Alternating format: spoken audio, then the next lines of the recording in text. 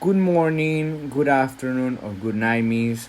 I am Fernando, and I'm going to talk about helping abuse victims.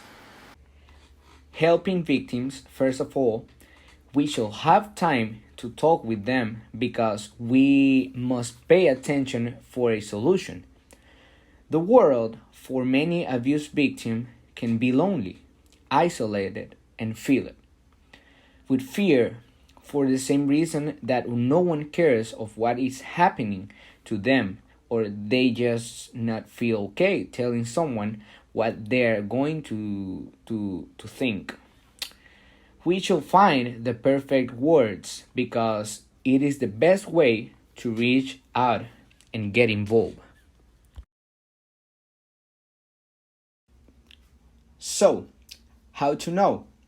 Okay, if someone who's close to me have a problem, I will notice because people change if they are going through some abuse trauma.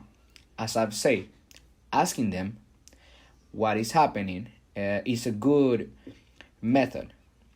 Many people think that abuse victims do not want to talk about their home life or situation, but it's not like that. What they really want is support, and what they don't really want is someone blaming or judging the situation. So, ask privately and understand the victim is the most this relieves the burden of having to speak out. Respond supportively. The reason why we are helping is because we feel concerned and our support will make them feel relieved. So, there are a few things we need to have in mind. The first one is being support. The second one is to give advice to the person who is in troubles. The third one, guidance. And the last one, assistance. I think that knowing how to calm someone's fears is by maintaining ourselves calm. Some beliefs. Society nowadays is very judgmental. So they think that if someone is going through some issue, it's because they deserve it. And it is not like that. No one should be treated as an animal. If we are helping, our thoughts and attitudes about abuse victims should change. A person does not become an abuse victim because there is something wrong with them. We must understand the effects that living with abuse has on their self esteem, sense of self worth, and belief in their own ability. Percent of type of abuse. There are many types of abuse as we see in the chart. There's medical neglect, physical abuse, psychological abuse, sexual abuse, and others. Cycle of abuse.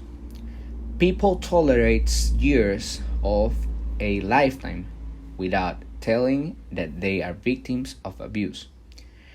There's tension building, which it makes us create a lack of communication, incident, verbal, emotional, and physical abuse, anger, blaming, arguing, threat, and intimidation, which it make feels the other person vulnerable. Reconciliation. Abuser apologize. It starts to give excuse, blame the victim, denies the abuse occurred, or say that it wasn't as bad as a victim claims. There's the cycle of what people go through.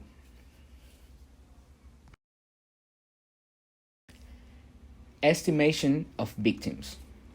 At least 1 in 4 women and 1 in 7 men are victims of severe abuse from others at some point of their life.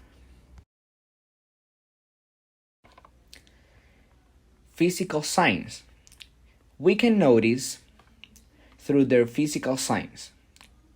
For examples, black eyes, busted lips, red or purple marks on the neck, sprained wrist, bruise on the arms. Emotional signs. If there's someone close to us, the way they act around people will make us notice that they have some troubles. For example, low self-esteem, overly apologetic or meek, fearful, changes in sleeping or eating patterns, anxious, substance abuse, like taking pills, symptoms of depressions, loss of interest, and the last one, talking about suicide. Safe plan. In this slide, we can see some safe plans to solve the problems, or if it continues, how to stop with the human rights defenders. Save a life.